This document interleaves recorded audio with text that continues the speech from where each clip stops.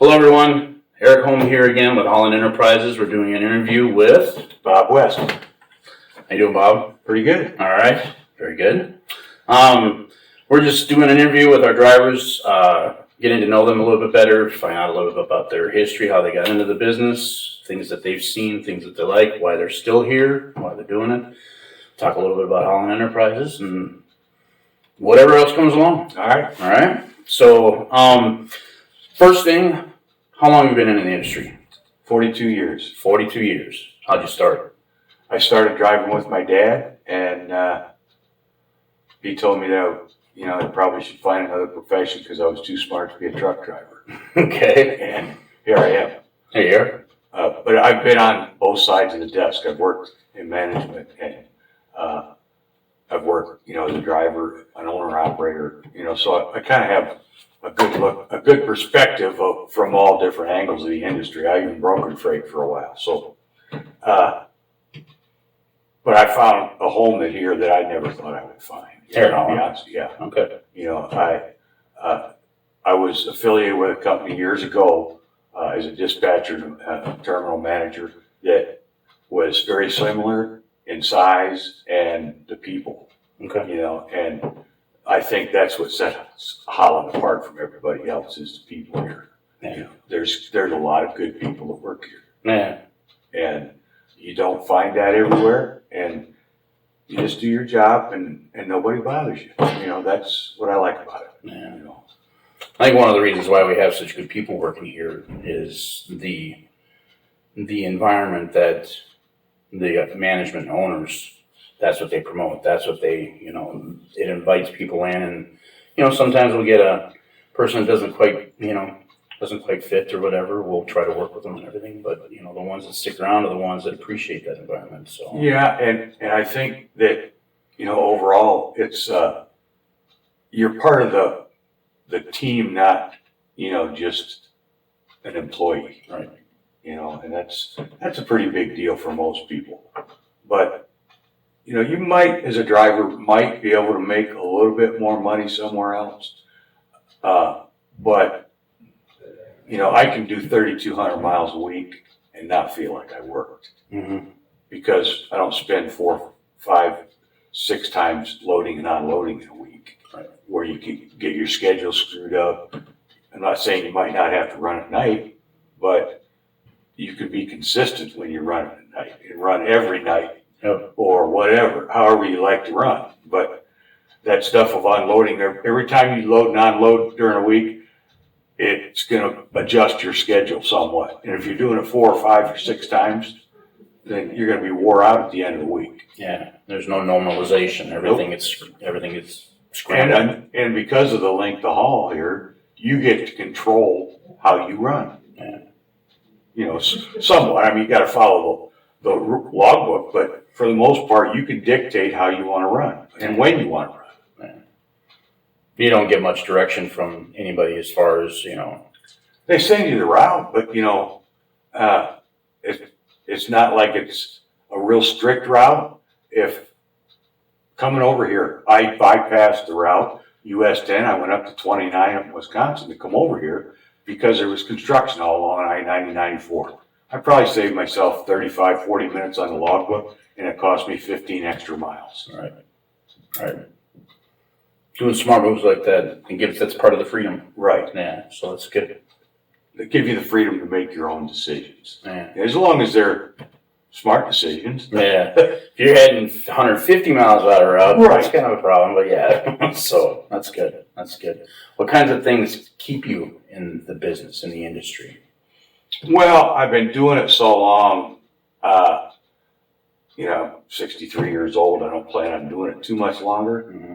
but I'm not going to change in midstream now, Right.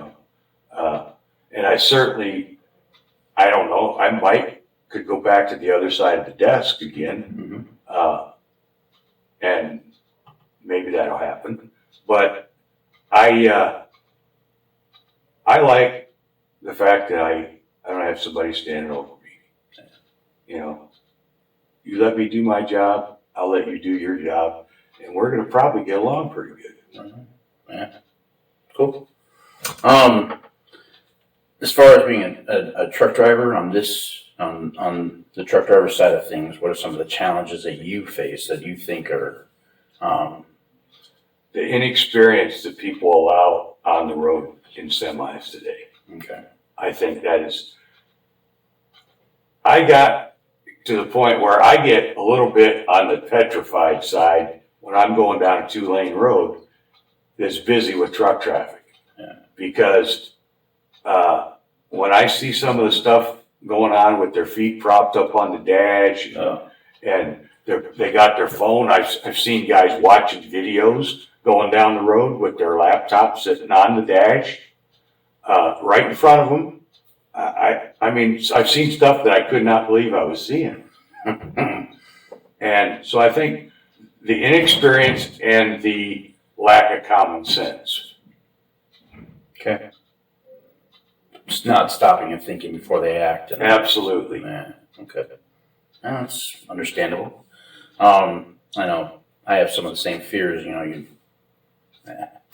I've worked in the accident portion of the, Right. accidents and claims, and some of the things you run into there just kind of put the fear of God in you sometimes. So. Something I'm noticing that's becoming a real problem is people because their lack of planning, they're taking their 30-minute break on the shoulder of the interstate. Yeah.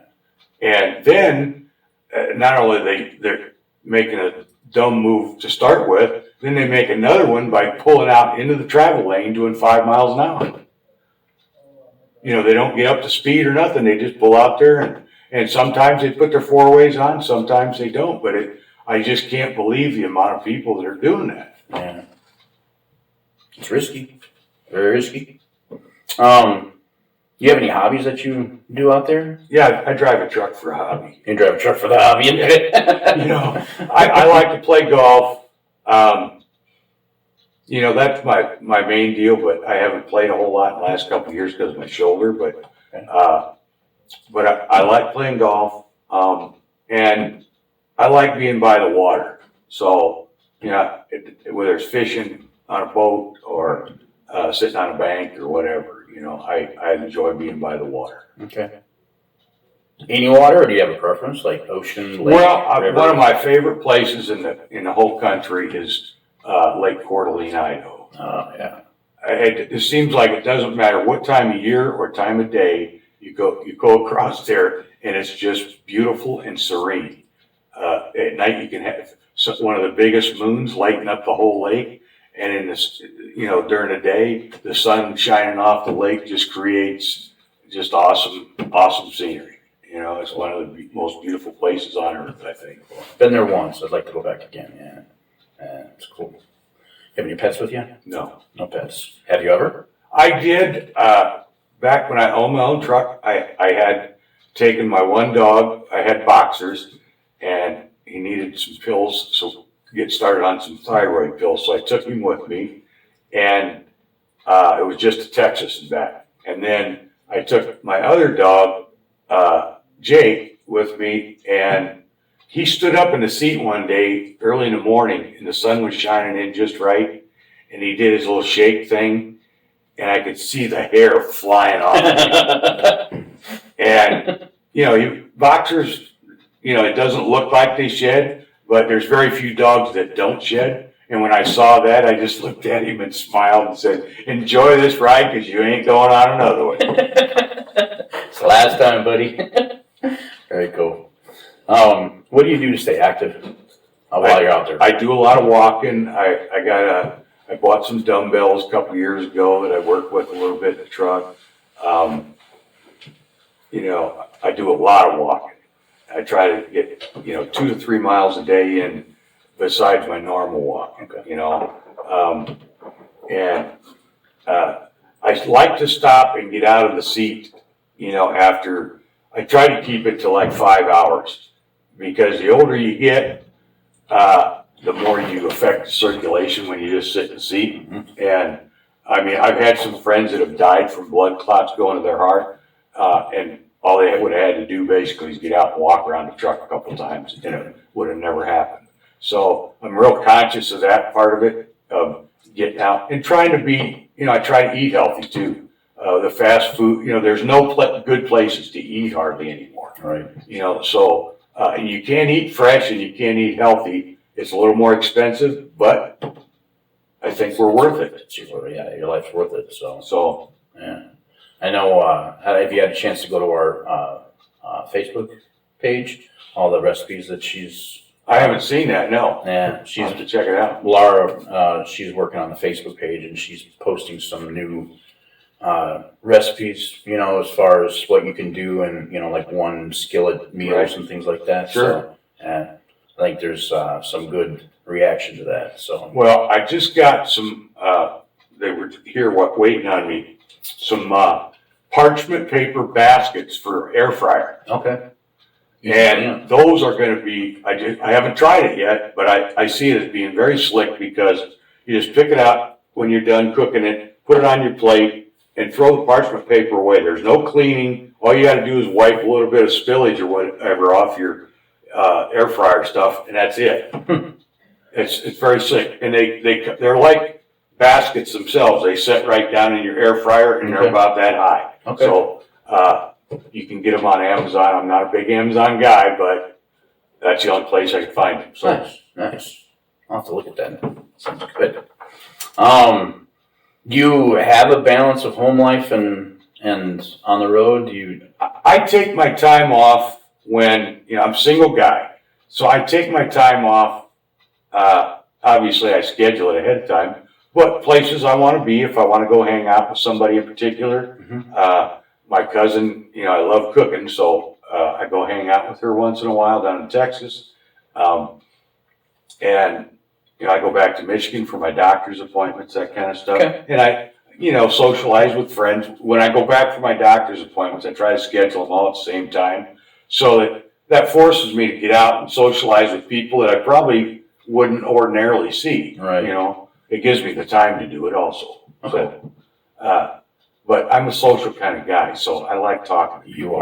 You are very social. When you get here, you're always. Yeah, I love talking to people, and you never know when you might learn something too. That's exactly right. So, yeah. What are some of the changes that you feel are positive that have happened in the industry lately or in the last number of years, well, if any? yeah, the electronic logbook I thought initially was going to be a pain in the butt, but in the big scheme of things, it's kept those companies, except for the ones that doctor the logs, in their in-house, it keeps those dispatchers from saying, well, I still need it there. Just because you don't have the hours doesn't mean you can't get it there. Right. It stopped all that for the most part. And especially with the amount of inexperience on the road today, that's almost an imperative. Right. You can't put the two together, where you tell a guy, okay, drive like hell to get there, and then have him not have the experience on top of it. Right. Kind of protects the driver, but Right. especially the new guys. Yeah. Yeah. And you got to have, again, everything leads back to common sense. If you're tired, I don't care. You need to restructure maybe how you manage your time, but at the same time, if you're tired, there is no load worth crashing over. Yeah, I don't know how many times I've seen that too. So, how long have you been working here at Holland Enterprises? A little over 3.5 years. 3.5. Okay. Well, we're coming up actually on 4 here in December. Nice. And, I was a little, I didn't know what to expect when I first got here. A friend of mine's worked here, a little longer than that. And he told me how good it was. But, you don't really believe people because, there's a lot of trucker stories out there. Mm-hmm. And, the first, 3 or 4 months was a little challenging because I wasn't used to things. But once you get used to the program and you know the dispatchers and the dispatchers know you, you find out that it's a pretty damn good place to work, Right. As far as trucking. And one of the biggest things is communication, preferably by email. They don't need to be called on the phone all the time, but you have their email available, use it. Yeah. Say, hey, I'm going to be early. Can you do something, move the appointment or whatever? or if you're coming through the yard and you got lots of time on a load, talk to Christy. She'll be more than happy to try to utilize you. Yeah. So but communication is the key. If they don't know that you're willing to work, then they're just going to accept things on face value, and you're going to be on that load that's got all kinds of time. Yeah, you're going to get disappointed if you're not talking to them. So, yeah. You've named a couple of things that you appreciate about Holland. A couple of them, can you think of anything else that you'd like to add to that? Well, I just like the fact that, I can get good miles and I don't have to beat myself up physically to do it. Mm-hmm. Once in a while, you got to push the envelope a little bit. But, I was talking to Brad last week when I was here, and he said, geez, you've had 42,000 miles in the last 90 days. But I'm not wore out. I'm not bloodshot eyed. I get plenty of rest. Yeah. So, but it all comes back to communication and doing what you're supposed to do. They hire you to drive a truck. Yep. Go do it. Yep. Don't lose sight of the goal. Yeah. It's not, it's a simple solution to the, equation. You do your job to the best of your ability, and everything will work out. Cool. Do you have any advice for any new drivers for coming to Holland, or anybody that's considering coming to Holland? If you're looking for a place to be, don't look at just how much per mile. You look at the extra benefits that are available here, and the fact that when you come in here, everybody treats you like a human being. You're not a number. Nobody says, what's your driver number, or who are you? Everybody knows who you are, and they make an effort to know who you are. And if you do your job, you can make a damn good living here. Yeah. Simple as that. And the benefits are great. I use the health insurance, and between the health insurance being paid for the driver after a couple of years, and the HRA, which helps you with your deductible, that right there is worth about 4 cents a mile, maybe 5 cents a mile. Yeah. And a lot of people lose sight of those things. There's the contribution to 401k, 75% of the first 6%.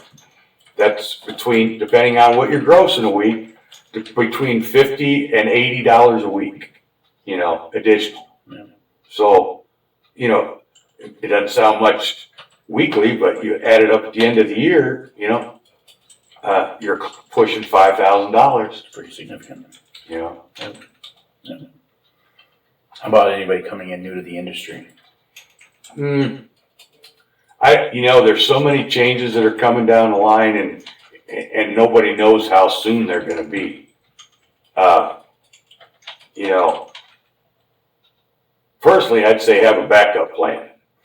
Yep. Because with the speed of technology today, I don't know if we're ever going to get to the driverless truck, but I think that when it comes down to it, the technology is there that maybe they could have anybody sitting in the seat. Mm-hmm. You're not going to need any special qualifications other than to be able to be breathing. Right.